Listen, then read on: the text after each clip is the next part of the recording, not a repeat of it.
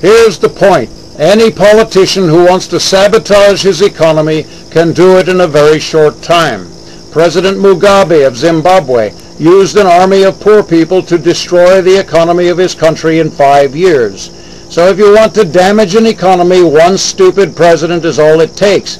We've had 4 of those since 1980. Republicans say the disappearance of 60% of U.S. manufacturing in only 27 years is a natural phenomenon. Do you trust Republicans? They tell you they must remove the tariffs on imported products so the United States can compete with China. But they really did it only to allow the biggest Republican contributors to relocate your jobs to China and ship their Chinese-made products into the United States without paying any taxes. You, the American people, especially young people, especially small businessmen, you get screwed in 3 different ways. First, the well-paid manufacturing workers lose their jobs and crowd into the service sector of the economy, where their salary becomes less than half of what it was.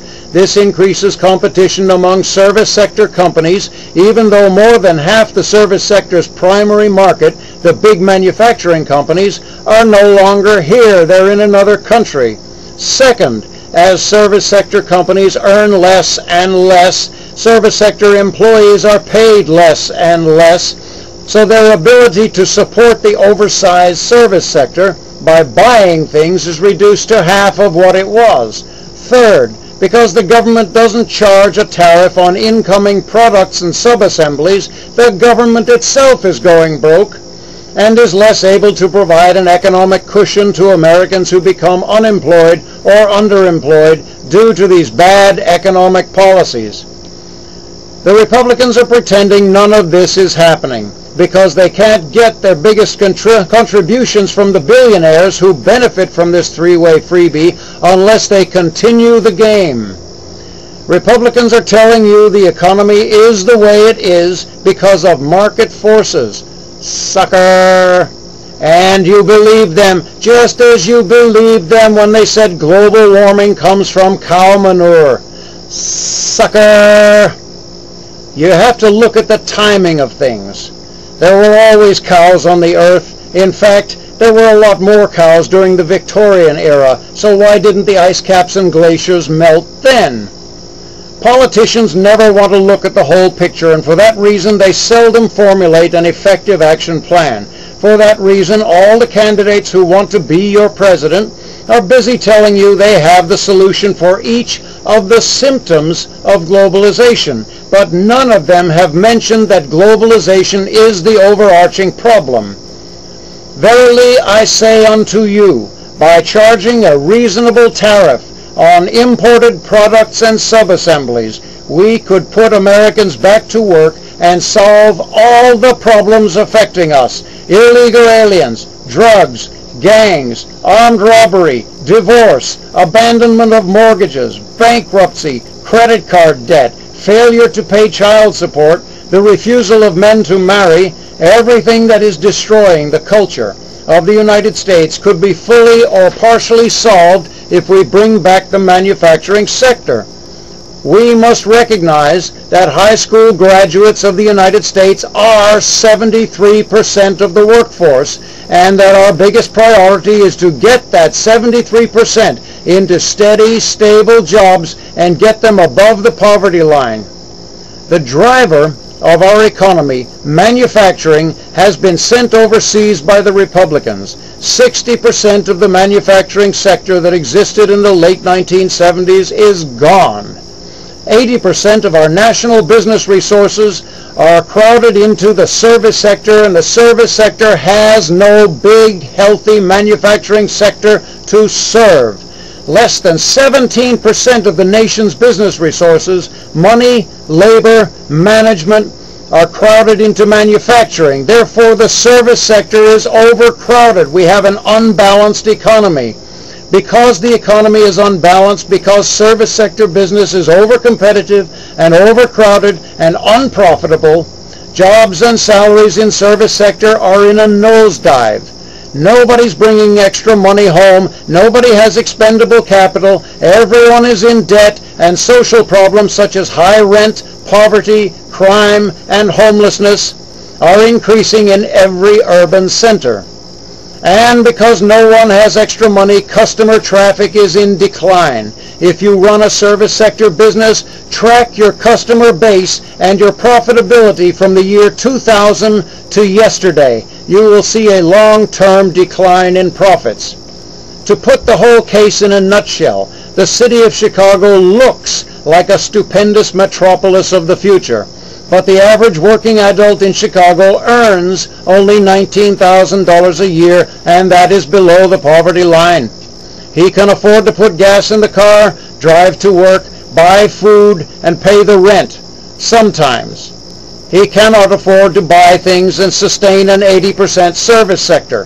Therefore, it would benefit every owner and manager in the service sector to bring back a healthy manufacturing sector. As people leave the service sector to get good jobs in manufacturing, your competition will thin out, and the number of well-paid customers will slowly increase. Manufacturing has become virtually invisible on the national scene. You don't see movies or TV series about smart guys who invented something great and started a factory. Because manufacturing has been made invisible, kids in school and college don't study the mathematics and science they would need to succeed in manufacturing. As a result, our average academic scores compared to the schools of Europe make us look like a nation of dummies.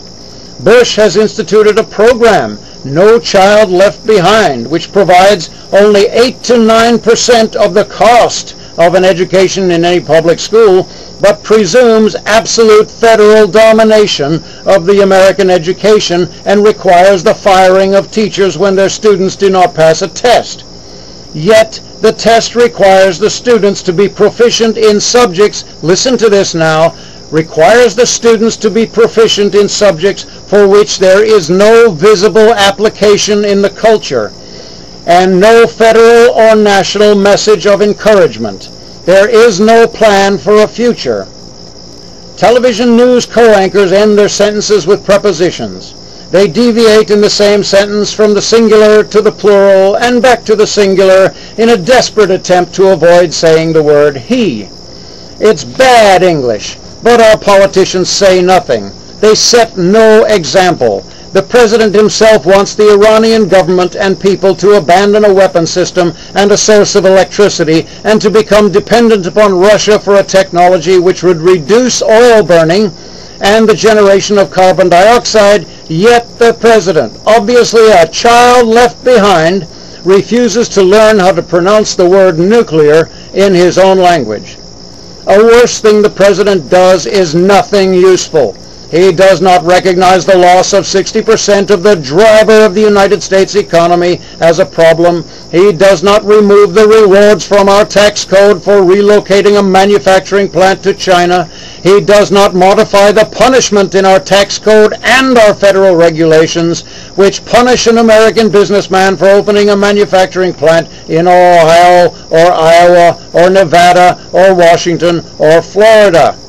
So we have in our laws a carrot and stick system of punishments designed to drive U.S. manufacturers out of business in the United States and of rewards designed to relocate their companies and their jobs to China. And you will ask, how could such a system come to be? They're called federal trade agreements. And here is how we learn that the Democratic Party is as corrupt as the Republican.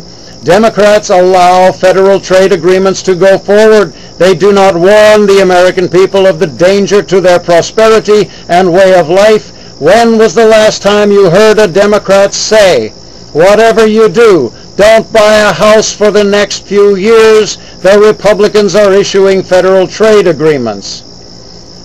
Democrats do not attempt to filibuster or prevent fast-track authorization of federal trade agreements. And this is how you know. This is how you know. The Democrats get their money from the same billionaires who pay the Republicans. So obviously these backstabbers we elect, they take bribes to sabotage us sabotage small business, and sabotage working people. If they get caught, they give the money back. That's called congressional ethics. I am Quixote.